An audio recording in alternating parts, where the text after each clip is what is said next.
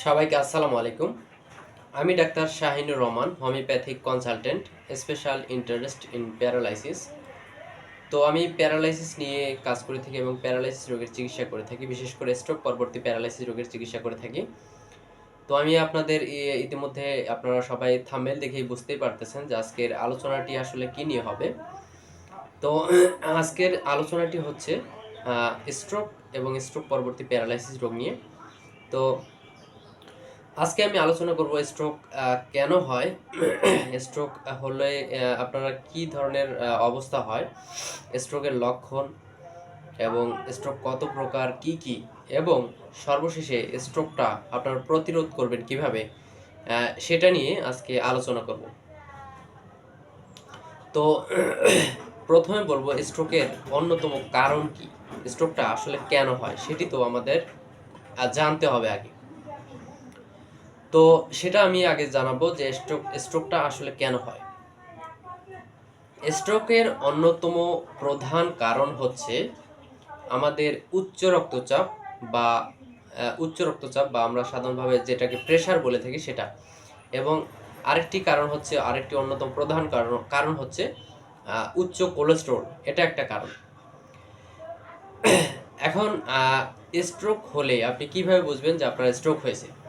খুবই সহজ বিষয়। স্ট্রোক হলে আপনার যেভাবে আপনি বুঝবেন,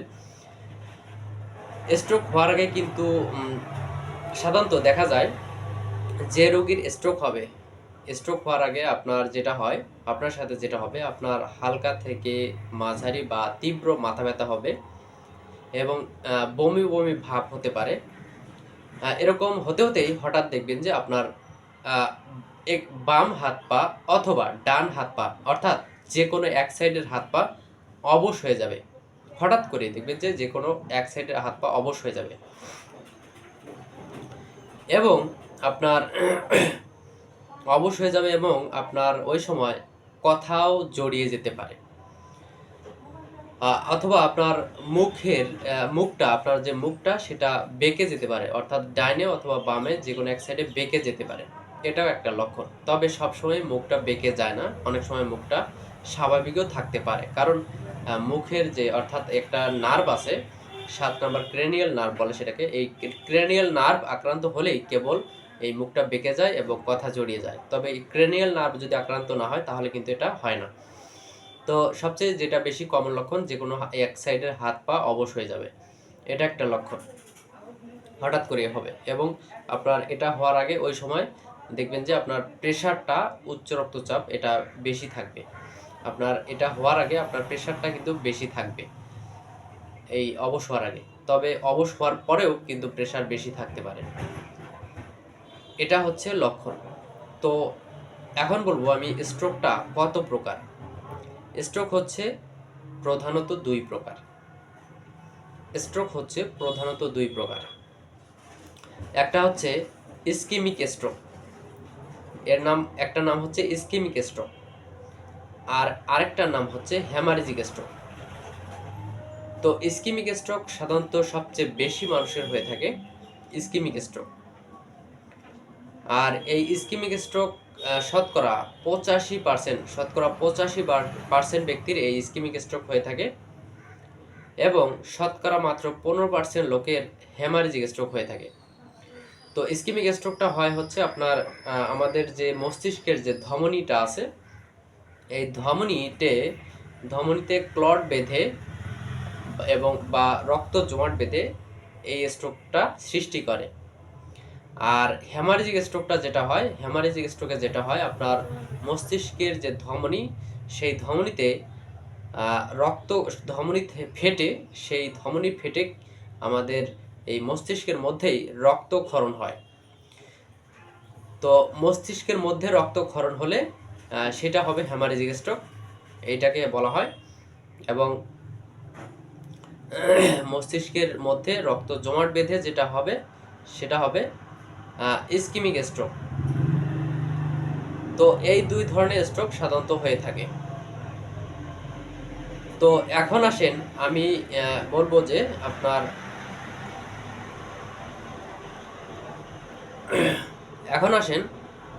আপনার ইসকিমিক স্ট্রোক এবং হ্যামারেজিক স্ট্রোক তো বললাম। এখন বিশেষ বিশেষ করে এই ইসকিমিক স্ট্রোকের অন্যতম প্রধান কারণ হচ্ছে আপনার উচ্চ রক্তচাপ প্লাস কোলেস্টেরল বেশি থাকা, এটা একটা কারণ। এবং হেমারেজিক স্ট্রোকের ক্ষেত্রে দেখা যায় হচ্ছে আপনার উচ্চ রক্তচাপটা সবচেয়ে বেশি দায়ী এটার কারণে।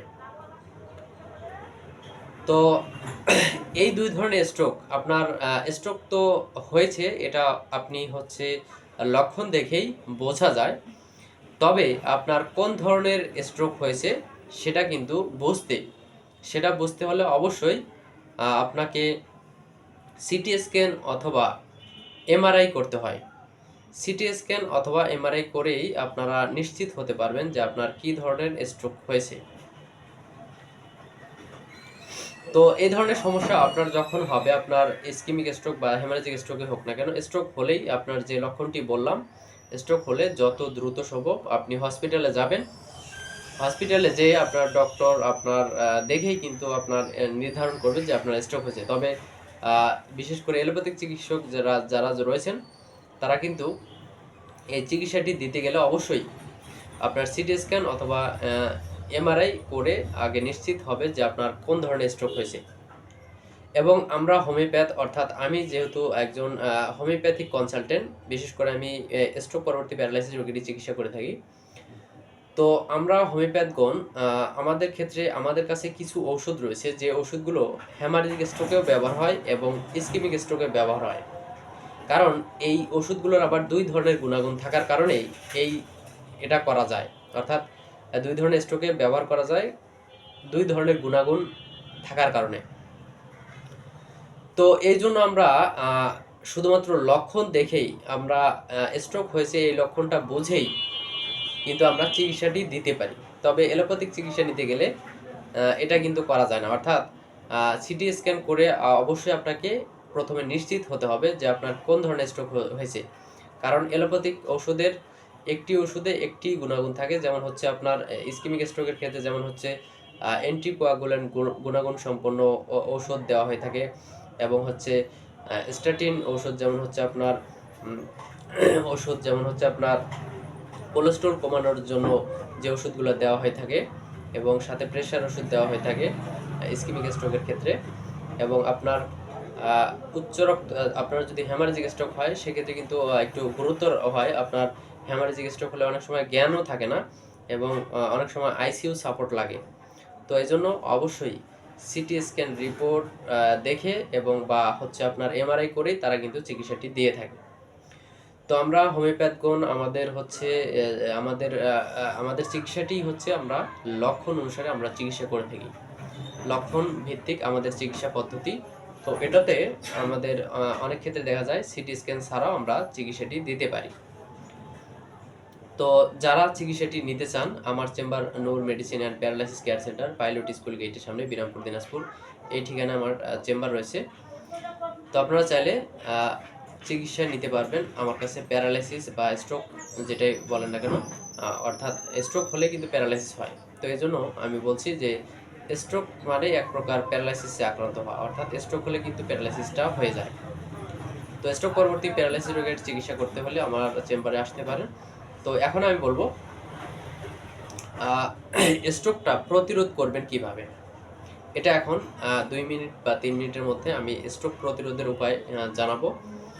তো স্ট্রোক প্রতিরোধের জন্য আমি কিন্তু প্রথমে বলছি স্ট্রোকটা হওয়ার অন্যতম কারণ হচ্ছে উচ্চ রক্তচাপ বা হচ্ছে আপনার উচ্চ কোলেস্টেরল।